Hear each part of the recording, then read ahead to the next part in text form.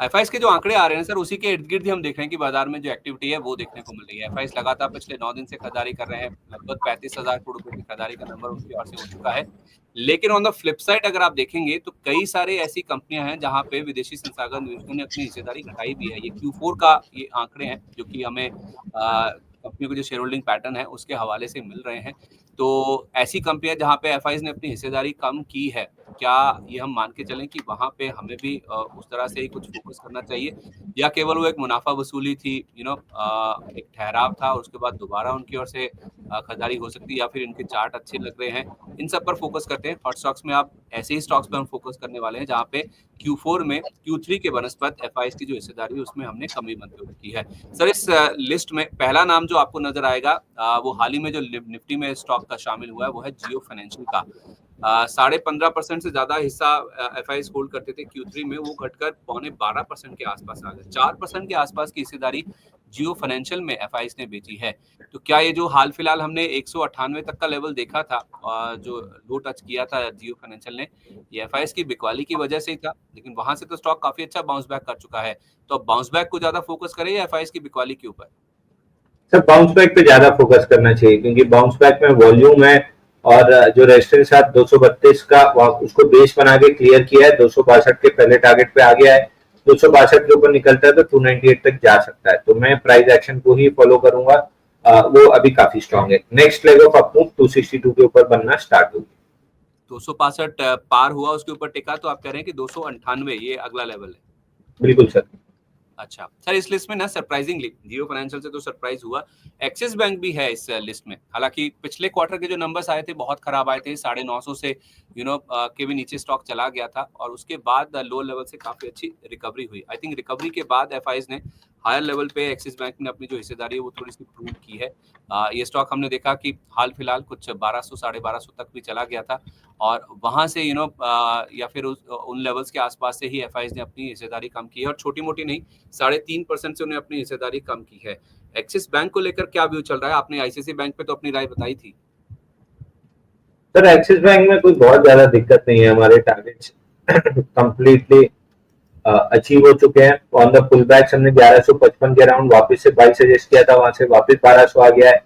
अगले लेग में 1281 रुपए तक निकल जाएगा, तो मतलब यहाँ से तेजी ही बन जाएगी। अच्छा, मतलब ऐसी कोई एफआईएस की बिकवाली से कोई चिंता करने की जरूरत नहीं है। क्या टारगेट आप लेके चल रहे हैं? 1281 तक के टारगेट्स देखने को मिल सकते हैं। इसमें सर जोमेटो का नाम भी शामिल है, जिसे हम एटर्नल के नाम से आप जानते हैं। यहाँ पे भी करीब 3% के आसपास हिस्सा एफआईएस ने बेचा है। इसमें ना कल जब रिलायंस के नंबर आए थे ना सर, तो मैंने एक खबर पढ़ी थी कि जो रिलायंस रिटेल है वो भी अपने डार्क स्टोर्स के जो एक्सपेंशन है वो बहुत तेजी से कर रहा है। तो क्विक कॉमर्स में अपना कदम या मजबूत करने के लिए आरएल की ओर से ये एक्सपेंशन मोड है, जो कि एक्सपेंशन बटन है जो कि दबाया गया है। मुझे तो ये खबर बहुत बड़ी लगी सर, स्पेशली जोमेटो और इटर्नल की जहाँ तक बात है, स्विगी की जहाँ तक बात है, उनके अगर हम संदर्भ में देखें तो आई डोंट नो, कल 5% का जो मूव है उसमें एफआईएस ने खरीदारी की, ब्रोकिंग हाउसेस का पॉजिटिव नजरिया था, ये नंबर बाजार को पसंद आए। लेकिन मुझे ये खबर बहुत अपील करी है सर। तो इटर्नल और ये जो स्विगी जैसे स्टॉक्स हैं, इनको लेकर आपका व्यू क्या बन रहा है अभी? देखिए स्विगी का अभी अपने आईपीओ लो के के नीचे भी बेस बना रहा है 317।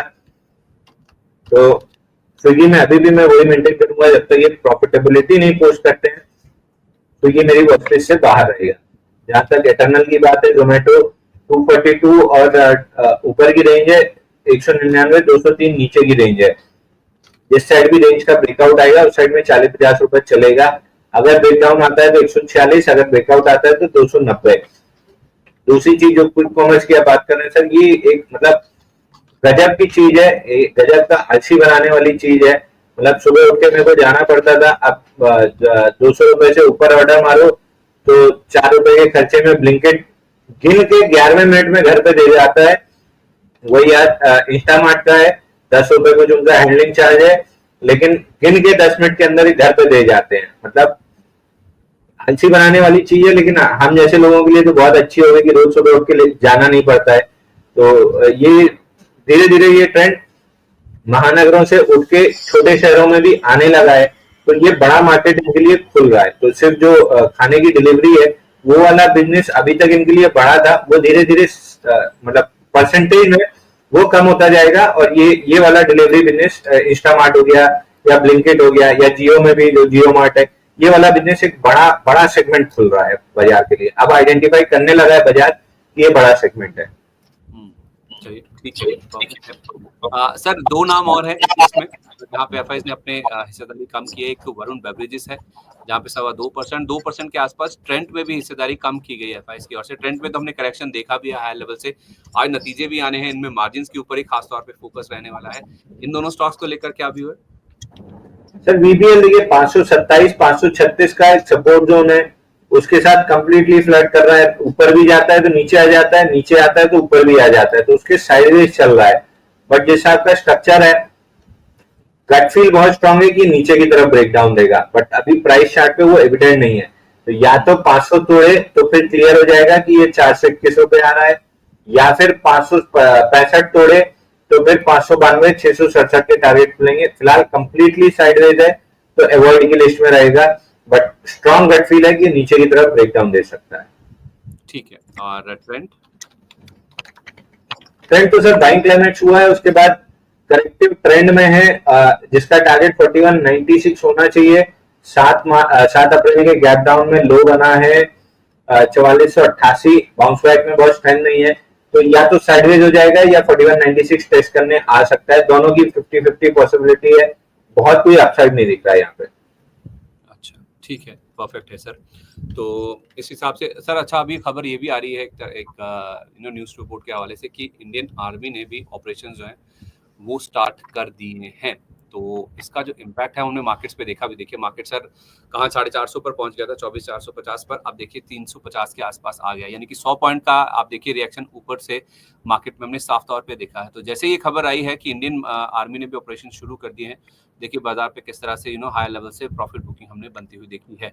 तो सर बाजार में घबराहट तो है इस चीज को लेकर कि अगर ये वॉर शुरू हो गया या फिर टेंशन एस्केलेट होती है तो दिक्कत तो हो जाएगी। डिफेंस भले ही इस चीज को पॉजिटिवली ले रहा है डिफेंस सेक्टर, लेकिन बाकी तबका तो बाजार का डरा हुआ है। सर अगर के चार्ट देखेंगे तो केवल 40 बार में यानी 1.5 दिन में 3.5% की रैली हो चुकी है। 54,176 से 56,000 तक की रैली स्पॉट बैंक निफ्टी ने कर ली है। उसके बाद अगर 400 पॉइंट की प्रॉफिट बुकिंग आई है 1781 पॉइंट चलने के बाद, तो इसको प्रॉफिट बुकिंग बोलेंगे, ना कि घबराहट। तो मैं उसको युद्ध से या इस चीज से एक्स्ट्रापोलेट नहीं कर रहा हूँ। 3 दिन का टोटल मतलब जो रिपोर्ट है, जो न्यूज में दिखा रहे हैं, 3 दिन का कुल पेट्रोल है उनके पास, वो टैंक बॉर्डर तक पहुंचाते पहुंचाते पेट्रोल खत्म हो जाएगा। उनकी इतनी मतलब कहीं से कोई कंपैरिजन ही नहीं है सर आर्मी के लेवल पे या इनके लेवल पे। जब भी डायरेक्ट कन्फ्रंटेशन हुआ है पाकिस्तान हमेशा मुंह खाया है, इसमें कोई डाउट ही नहीं होना चाहिए किसी भी सूरत में कि कोई कंपैरिजन है या कोई वहां पे चीजें मतलब सामने भी खड़े होंगे। इंडियन आर्मी, एयरफोर्स और नेवी तीनों एक साथ लग गई तो 4-5 दिन का काम है, खाली एक सेगमेंट लगा तो 8-10 दिन का काम है, बट इससे ज्यादा नहीं है। उसको इतना वेटेज देके घबरा के माल बेचने की जरूरत नहीं है, नहीं तो आप वापस पछताएंगे। हर इस तरह की आपदा आपके लिए अपॉर्चुनिटी है लार्ज कैप स्टॉक्स इकट्ठे करने की। मिड कैप में जरूर गिरने वाले गिरे हुए रह जाते हैं, कुछ स्टॉक्स चल जाते हैं, तो वहां पे क्लियरली ये कह पाना कि कौन सा चल जाएगा कौन सा गिरा हुआ रह जाएगा मुश्किल होगा। बट लार्ज कैप में क्लियर है, अगर डिप मिल रही है तो बाई करके चलिए। स्पेशली बैंकिंग, अभी फाइनेंशियल स्टॉक्स थोड़े से बढ़ चुके हैं तो वहां पे नहीं, लेकिन प्राइवेट सेक्टर बैंक और मेटल क्लियरली डिप्स अगर मिल रही है तो बाई करके चलना चाहिए। प्राइवेट बैंकिंग मेटल में डिप्स पे आप खरीदारी करके चल सकते हैं। 4 से 5 दिन आप कह रहे थे सर, क्या लगेगा 4 से 5 दिन में कौन सा काम हो जाएगा? वो खत्म ही कर देंगे सर। ये खत्म हो जाए ना सर तो जिंदगी भर का झंझट ही खत्म हो जाए। ये मतलब सालों साल से मतलब चलती चीज आ रही है जो कि इट इज लिंगरिंग ऑन। तो खैर पाकिस्तान तो दो पीढ़ी हो गई है जो ना साथ रह रही है ना तलाक दे रही है। ये भी बात सही है सर, बिल्कुल। चलिए हॉट स्टॉक्स के ऊपर एक बार फिर से लौटते हैं सर। हम डिस्कस कर रहे थे ऐसे स्टॉक्स जहाँ पे एफआईएस ने अपनी हिस्सेदारी कम की है Q4 में। सर इसमें संवर्धन, मदरसन और अल्ट्राटेक के नाम भी शामिल है। अल्ट्राटेक तो कल ही नंबर भी आए थे इनके, बाजार के दौरान ही नंबर थोड़ा सा नीचे आया था, अनुमान से 1% गिरा था। एफआईएस यहाँ पे हिस्सेदारी कम कर रहे हैं, तो इससे कोई इंडिकेशन लेना चाहिए सर संवर्धन में, अल्ट्राटेक में? मदरसन में तो सर बहुत ज्यादा कोई बाइंग इंटरेस्ट नहीं है मेरा, क्योंकि बाइंग क्लाइमेक्स 220 पे हुआ था, वहां से 107 रुपए तक का लो बन गया है, जो एक्सपेक्टेड रहता है कि 50% कम से कम ड्रॉप होगा। तो उस ड्रॉप के बाद बाउंस बैक का स्ट्रक्चर हाई 137 पे है, इसके ऊपर टिका तो फिर बाउंस बैक थोड़ा सा 151 तक जा सकता है, बट प्लेबल मूव नहीं रहेगा, बहुत ज्यादा चॉपीनेस रहेगी। लेफ्ट साइड पे बहुत सप्लाई और एक्सट्रीम शॉर्ट टर्म की सप्लाई है, तो इस स्टॉक में तो बाउंस बैक प्ले करना भी गलत हो जाएगा। वहीं अल्ट्राटेक सीमेंट अगर आप पकड़ेंगे तो अगेन ये चीज हमने थोड़ा सा डिस्कस भी किया था कि 202 दिन के रेंज का ब्रेकआउट है, सामने रिजल्ट खड़ा है, अगर रिजल्ट में थोड़ा 19-20 आता है तो या तो ब्रेकआउट फिर करेगा या फिर कंसोलिडेशन में चला जाएगा। रिजल्ट अच्छा आया और गैप अप मिला तो एकदम तेजी से चल जाएगा। तो रिजल्ट हल्का सा 19 ही आया है, बहुत खराब तो नहीं है, हल्का 19 है, बट अब यहाँ से लग रहा है कि स्टॉक कंसोलिडेट करेगा कम से कम 2 महीना, उसके बाद जब चलेगा तो 14,000 15,000 तक के टारगेट मिल जाएंगे। तो मैं बेरिश नहीं हूँ, बट इस जंक्चर पे मैं फ्रेश बाइंग नहीं कर रहा हूँ। 14,000 के टारगेट अभी नरेंद्र हमारे साथ जुड़े थे, उन्होंने बताया भी थे एक ब्रोकर की रिपोर्ट में भी अल्ट्राटेक को लेकर आते हुए दिखे हैं। इस लिस्ट में अगला नाम है टाटा कंज्यूमर का, जहां पे 2.25% के आसपास हिस्सा कम हुआ है। पॉलीकैब में भी पूरा जो इंसिडेंट हुआ था, जो वायर्स एंड केबल सेगमेंट में अल्ट्राटेक की एंट्री हुई थी, उसके बाद आई थिंक एफआईएस की थोड़ी सी इस स्टॉक को लेकर जो ट्रस्ट है या भरोसा है वो कम होता हुआ दिखा। 2.25% यहाँ पे भी स्टेक कम हुआ है। तो टाटा कंज्यूमर पॉलीकैब को लेकर क्या व्यू बन रहा है अभी? पॉलीकैब में बाउंस बैक है, 5,930 तक जा सकता है, प्लेबल मूव नहीं रहेगा, अगर किसी को करना ही है तो लॉन्ग कर सकते हैं। 5468 के सपोर्ट से मूव आ रहा है तो ये 5930 तक जा सकता है, बट बहुत प्लेबल मूव नहीं रहेगा। टाटा कंज्यूमर जहां तक बात है, अगेन हमने बार बार रिपीट किया कि एफएमसीजी बहुत अच्छा नहीं लग रहा है, लेकिन अगर एक स्टॉक आपको रखना ही है तो इकलौता टाटा कंज्यूमर होना चाहिए। 1072 का जब ब्रेकआउट आया था वहां से 1155 आ चुका है, धीरे धीरे करके स्टॉक ऑल टाइम हाई भी निकाल सकता है। तो इकलौता स्टॉक जो एफएमसीजी में अच्छा लग रहा है वो है टाटा कंज्यूमर। अच्छा, इस लिस्ट में आखिरी नाम है सर एबीबी इंडिया का। यहाँ पे भी 1.5% के आसपास एफआईएस ने अपनी हिस्सेदारी कट की है। इसके चार्ट्स क्या बता रहे हैं? Sorry, ABB India sir. Sir ये भी बाइंग क्लाइमेक्स किया था 9,200 पे, वहां से 4,800 आ गया और बाउंस बैक में कोई स्ट्रेंथ नहीं है, मोस्ट लाइकली काउंटर साइडवेज निकल जाएगा। ओके, ठीक है। तो ये बात होगी उन स्टॉक्स की जहाँ पे एफआईएस की ओर से Q4 में यानी कि चौथी तिमाही में हिस्सेदारी कम की गई या फिर उनका जो भरोसा है वो कम होता हुआ दिखाया। चलिए इसी के साथ हम हॉट स्टॉक्स का हमारा जो खास सेगमेंट है उसको यहीं पर समझते हैं।